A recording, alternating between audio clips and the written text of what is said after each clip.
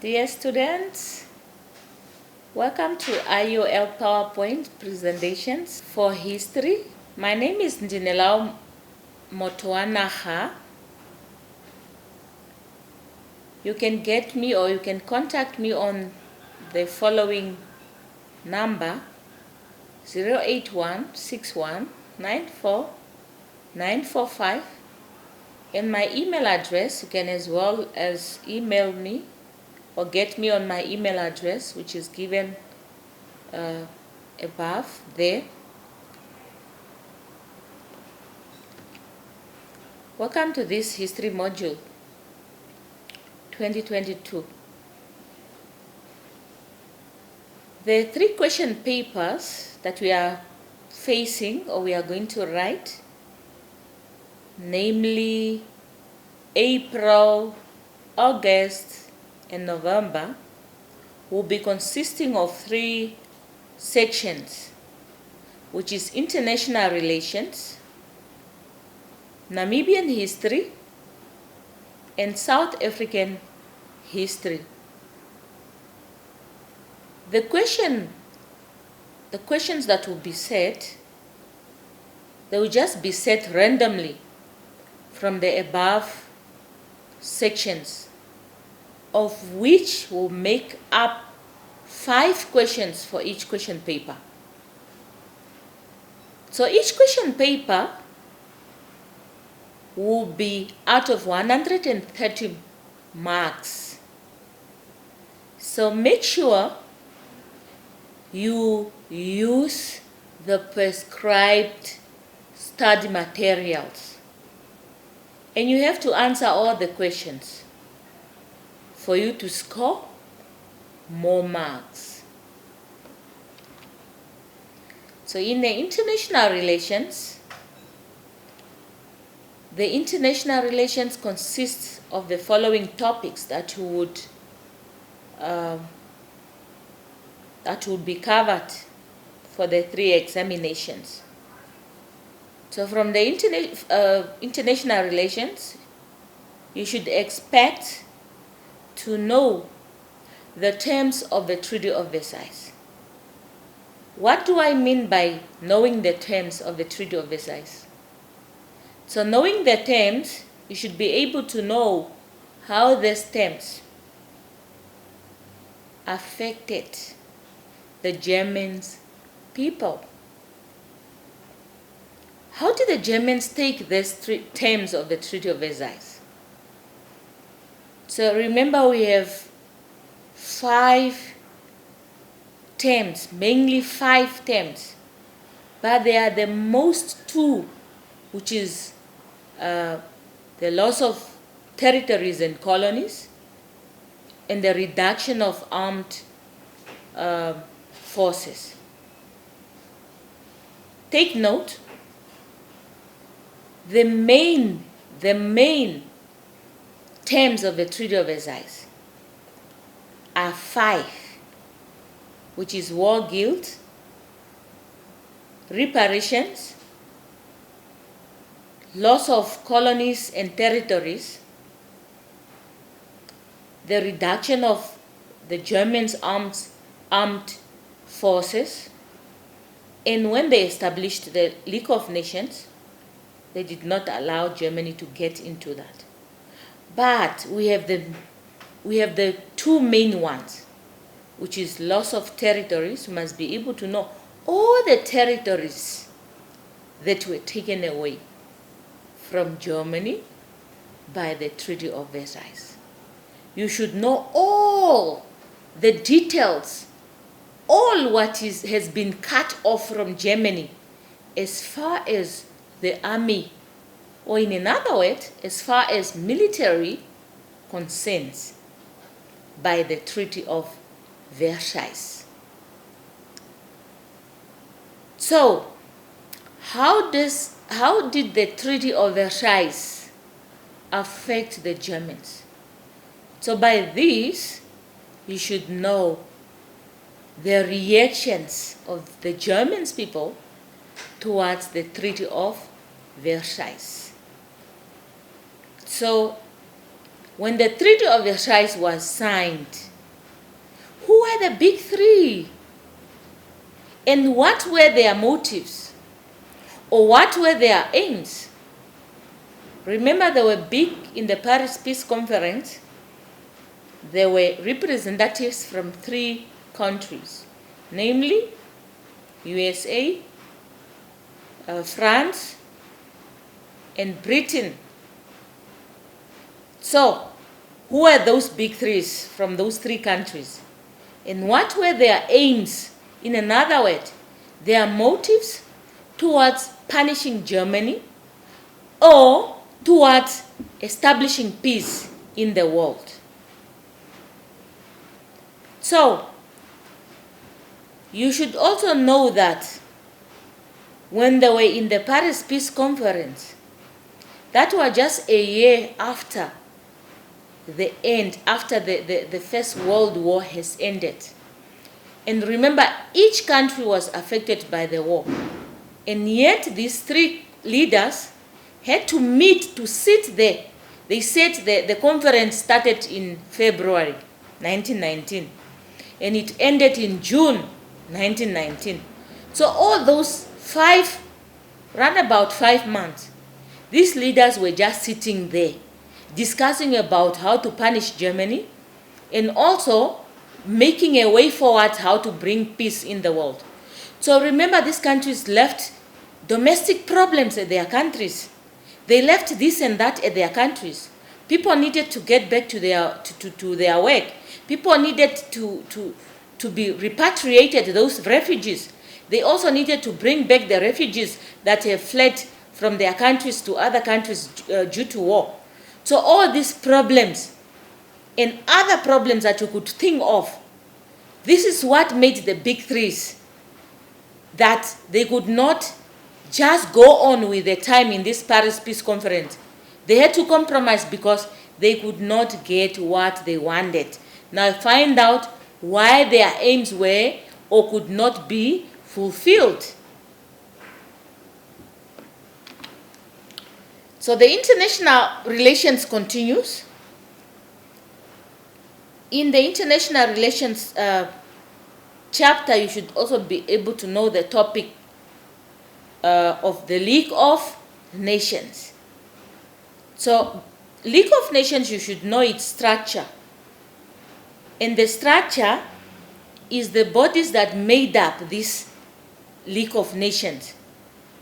Knowing the bodies is not, it doesn't only mean that you should only know the bodies. You should also know the functions. What are these bodies entitled of? What are they consisting of? For example, the assembly of the league. What is it made up of? And what is the function of this assembly? That is just an example that I'm giving you. But you should know all the bodies and their functions, the bodies that made up the structure of the League of Nations. Knowing the structure of the League of Nations is not only it, you should as well know the weaknesses and the failure of the League of Nations. Most of the time students get confused between the two. Weaknesses is not the failures. Weaknesses are the factors that made the League of Nations be failing to keep its obligations or its duties. So, what is that in the weaknesses now? What are those factors that made this League of Nations fail to keep peace in the world? So those are the weaknesses. And the failures are the concrete examples of how the League of Nations have failed. You must now give concrete examples where the League of Nations specifically failed. For example, you say the League of Nations failed to keep or to stop the war that was between Greece and Bulgaria, where they killed the Greece soldier So you must be able to give a detail of a failure, but not the weaknesses. So you should also be able to know the causes of Second World War. First, you must start from the Treaty of Versailles. You have to go back to the Treaty of Versailles. Since you know that the Treaty of Versailles is the one that gave birth to the League of Nations. And when the League of Nations failed, because it was given birth by the Treaty of Versailles, which was already unfair, the Treaty of Versailles is the one that gave birth to the League of Nations, and it was unfair. So there was already a weakness in it. Then it gave birth to the League of Nations. The League of Nations now failed, and that is how the Second World War started.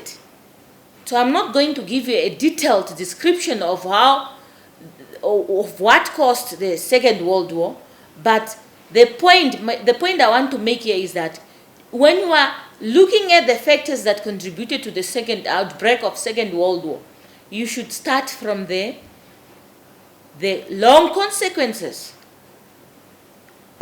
long-term consequences of the Treaty of Versailles. So you should also be able to know the occupations of Ruhr in 1923. So remember, Germany was made to pay some reparations. If you can remember very well, back to the terms of the Treaty of Versailles. So Germany was asked to pay some reparations. Then when it did not comply to the demands, so it ended up, these big countries ended up occupying one of the industrial countries, not countries, but land that belonged to Germany. And this is where Germany was getting most of its resources. It was an industrial area that was rich in minerals, that was rich in resources. So it ended up being occupied in 1923, and it caused the hyperinflation in Germany. So I'm not going to go into details of this, but know the reasons why Ruhr was occupied and the effect it had on the German people. So in the international relations, as it continues, you should be able to know the Anschluss. We call it Anschluss. This is a German word, which means a reunion with Austria in the 1938. So if we have to get back to the Treaty of Versailles, one of the terms under the territories, Germany was forbidden to unite with Austria. So now, remember when Hitler came to power, his aim was just to do what? To redo. He was just undoing what the Treaty of Versailles said don't do. He was doing it. So, one of the things that was forbidden by the Treaty of Versailles was Germany uniting with Austria. So now when Hitler reunited the two countries, that is what we call the Anschluss. So it's a German word, don't forget, but this is the term that we use. So don't forget the Anschluss is a reunion of Germany with Austria in 1938. So you must be able to explain how this union took place. So you must give a description of how it took place and how the Germans have benefited from reuniting with Austria. So we also have an Abyssinian crisis. Abyssinia is another word name for Ethiopia. So you must be able to know this incident of Abyssinia. So Abyssinia was invaded by Italy. Mussolini, the leader of Italy, invaded Abyssinia, which is today known as Ethiopia. So you should know the reasons for invading Abyssinia. You should know how Italy invaded Abyssinia. Now, because invasion means war, killing and whatsoever taking place, civilians, buildings collapsing and whatsoever. So now you should find out the effect this invasion had, because remember, it was not only the Ethiopians which were involved in the war, they were involved with the Italians. So you should evaluate the effect of this war on the Italian people as well as on the Abyssinian, the Ethiopians.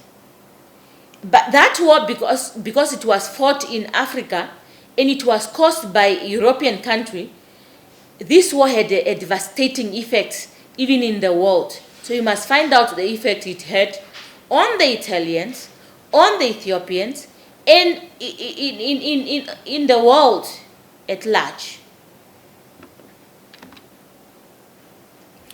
The international relations continues. You should as well as know Hitler's foreign policy and his actions. So the actions Hitler took from 1930s. So during the 1930s, the actions, what are the actions that Hitler took?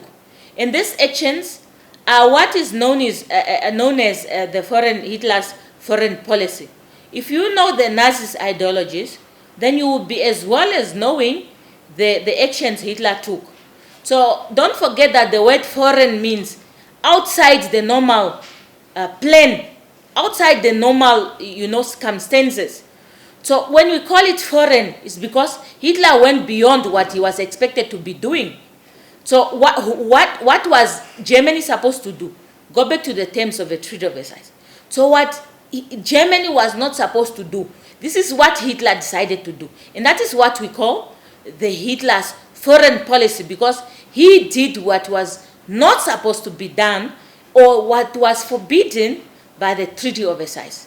But he went on to do what was forbidden. That's why it's named foreign policy. So what is an appeasement policy? Knowing an appeasement policy, know that this appeasement policy, it was a policy adopted by Britain and France. The time they were dealing with Germany, it was a policy done by Britain and France towards Germany. To appease is to let someone do things that he demanded to. So Britain and France appeased Germany, appeased Hitler. So there were reasons for Britain and France having done so. Find out what was wrong with the appeasement policy and what was good with this appeasement policy. So knowing that, you are evaluating it by looking at the advantages and disadvantages of letting or appeasing Hitler to do what he wanted. The next point here is Cold War. You should know what Cold War is all about.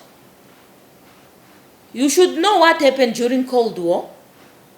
What was this war? Between which countries was this war fought? What strategies did they use? And then after knowing the strategies that these two countries have used, who is now to be blamed? And remember, in history, we don't have a concrete answer that no, we have to blame this specific side. We balance our answers. So if they ask you, because this war was fought between USA and Russia, that is known as USSR, so you don't only give answers that no, we are blaming USA. You should as well blame who? Russia. So that is the way to go about in history. So Yalta Conference, this was the beginning of the Cold War. So find out about the misunderstandings between Soviet Union and the rest of the superpowers.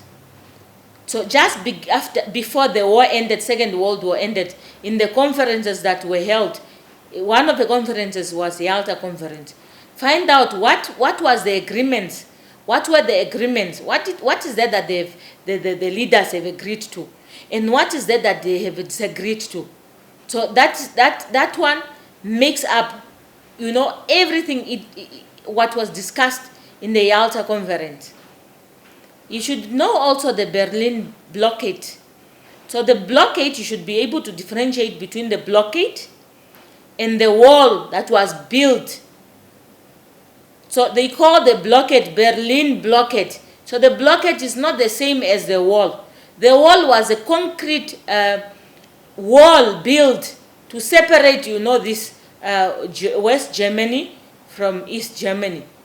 The blockade, it was just a blockade made to Berlin, where the USSR, because of its policy of communism.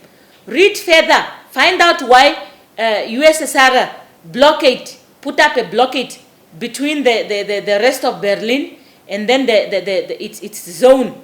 Remember, the Berlin was divided amongst the superpowers. And remember, this Berlin was to be found in the Soviet zone. So Soviet was thinking that you could just take over the Berlin, but that is not what they have agreed. So dear students, just study, differentiate between Berlin blockade and the Berlin Wall. All right. So in the Namibian history, you already know that Namibian history is divided into two parts, which is the part of the Germans and Namibia. So you must know the colonization. Remember, Namibia was known as a colony under German administration, and in between there, it was known as a mandate, because South Africans now were given this country as a mandate. So you should be able to differentiate during the time of the Germans and during the time of South Africans. So when it was the time of the Germans, it was a colony. When the South Africans took over from 1915, when it was under the Union of South Africa, and then officially after 1920, under the administrations of the League of Nations, it was known as a mandate. South Africa was given this country as a mandate. So don't forget, the country was known as a colony under German colonial administration and under South African colonial administration as a mandate. So know the Germans' colonial rule. So that is the time it was known as a colony, and its effect on the Namibian people. So here you are expected to know the benefits of the Germans' colonial rule. Find out whether these people have benefited from the Germans' colonial rule. Find out if they have not benefited. Because many a times we are asked in a C question if they have benefited or not. Then the examiner is testing you whether you have known about the advantages and disadvantages of Namibia being under Germans' colonial rule, of Namibia being a colony. So now, when the Germans were colonizing the Namibian people, what were the reactions of Namibian people? Did they just look at it and accepted it, or they have reacted? So the reaction to this, that is what is known as a resistance. To resist is to fight back. So find out different ways how Namibians have resisted the Germans' colonial rule. So under the Germans' colonial rule, there came a period that was known as a war of national resistance. War of national resistance.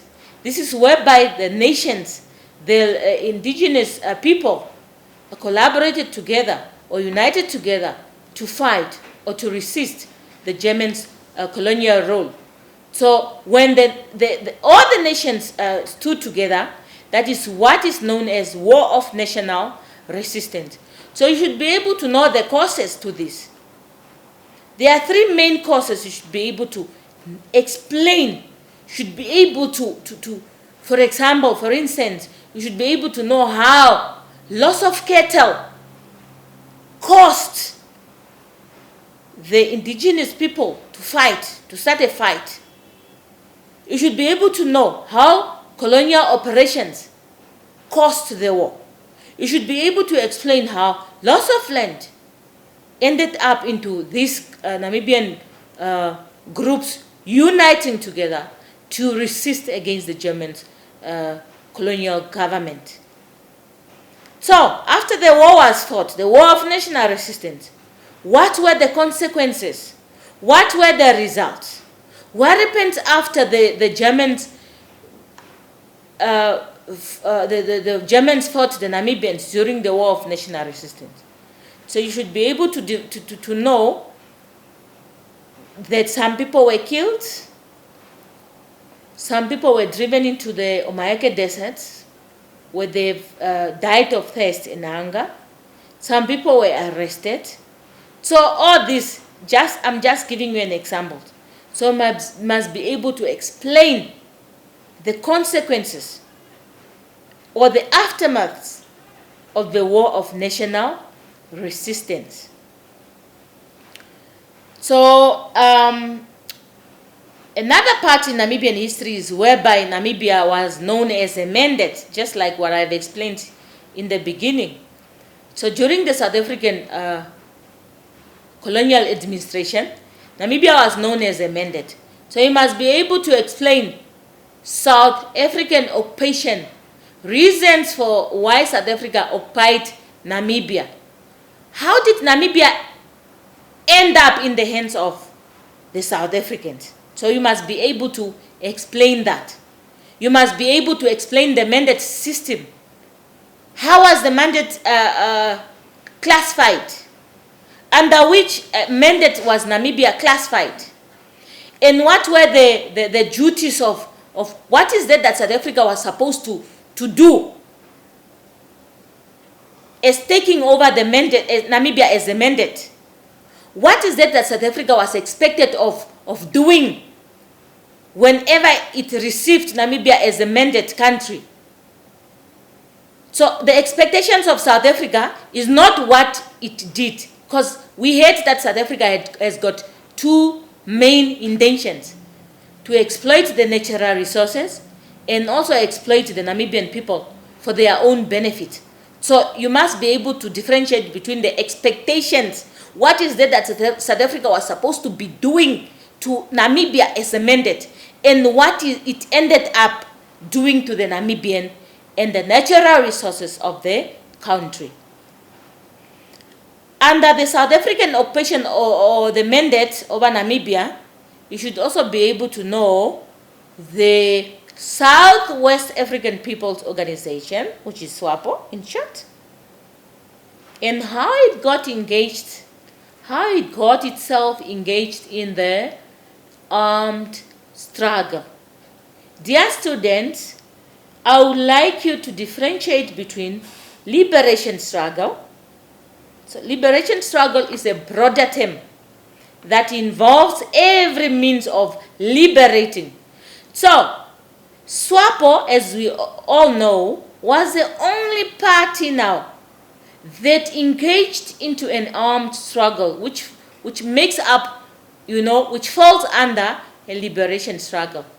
So an armed struggle is a decision of what? Of taking up arms.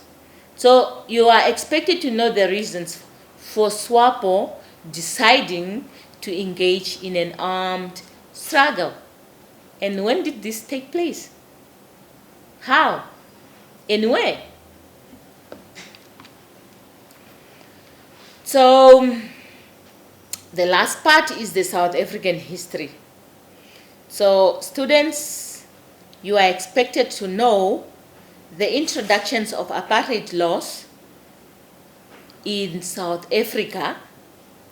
You should be able to know how the National Party introduced apartheid laws in South Africa.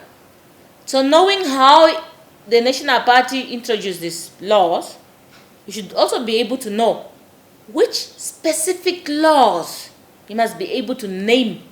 You must be able to explain.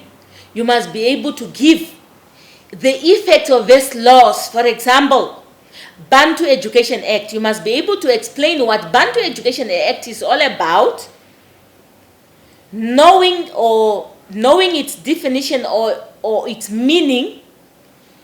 Then after knowing that, you should be able to know how this law was enforced onto the Namibian people, how was it implemented? And knowing how it was implemented, you should be able to know how it affected the black South Africans.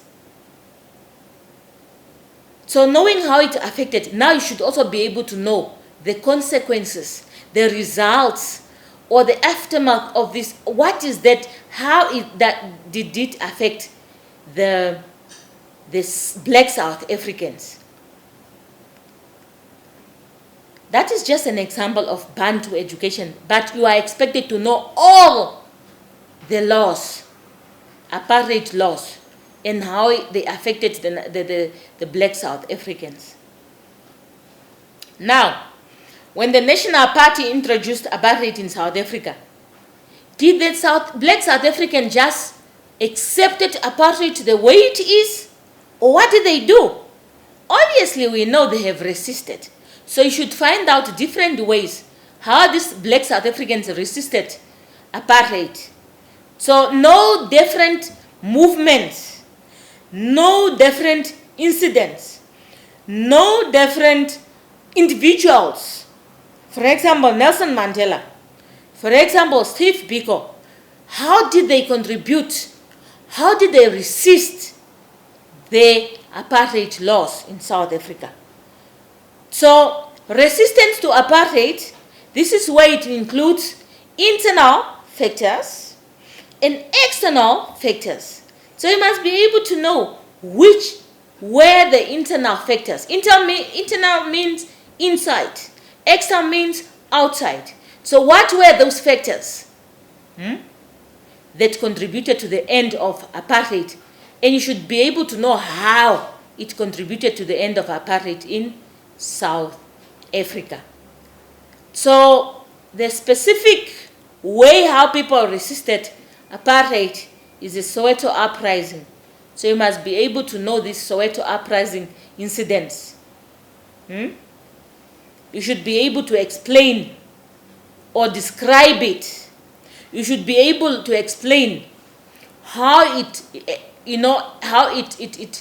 contributed to the end of minority rule.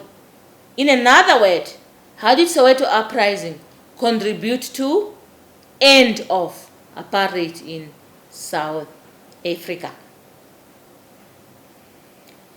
So I think there's factors that contributed to the end of apartheid in South Africa. I have explained about them, external and internal factors. External outside, internal within South Africa. So you must be able to know about this. All right, now, who are those individuals who have taken, the issue of apartheid, who have resisted it? Like the example I've given you of Nelson Mandela, Steve Biko, Winnie Mandela, you can name them. Those individuals who have contributed, who played a major role in ending apartheid in South Africa. So, let's get to the general principles of answering the questions.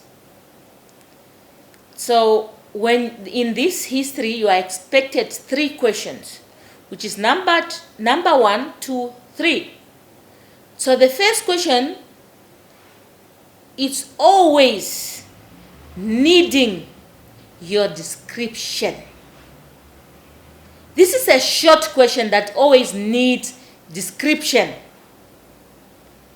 So whatever you are asked to write, write it briefly. You do not need any explanation for the first question. The second question, and this applies to all the questions, because all the 5 questions consist of 1, 2, 3. If it's question 1, it's 1.1. Question 2, 2.1, goes to 5. The second question, you need to explain in more details of what has been asked. Give reasons and explanations to it. Avoid listing, as this will result into low awarding of marks. This question often asks of how or why. Therefore, you need to explain how something led to another factor. Or if it asks you why, you should as well state and explain the reasons. For example, explain why the Germans hated the Treaty of Versailles. You must not just be giving examples like, because their army was reduced. What if they were happy about it? So you must be going on to indicate the army was reduced, that resulted into a lot of people becoming unemployed. And those people that became unemployed, they ended up into the streets. So into the streets there, it increases a risk of what? Of criminal activities. Some people ended up into, looking for jobs in towns, where they ended up, into forming shanty towns into towns. Shanty towns are these towns that have diseases. Often these diseases lead to what? To death. You must be able to explain the effects of reduction of army. So for the third question, it requires you to have a balanced answer. For example, the Treaty of Versailles was fair, or how fair was the Treaty of Versailles? So you must balance your answer saying that it was fair and unfair. So answer both sides. Give reasons for why you are saying it was fair, and you should also give reasons why you are saying it was unfair for you to get marks. So dear students, this is the end of our presentation. Good luck.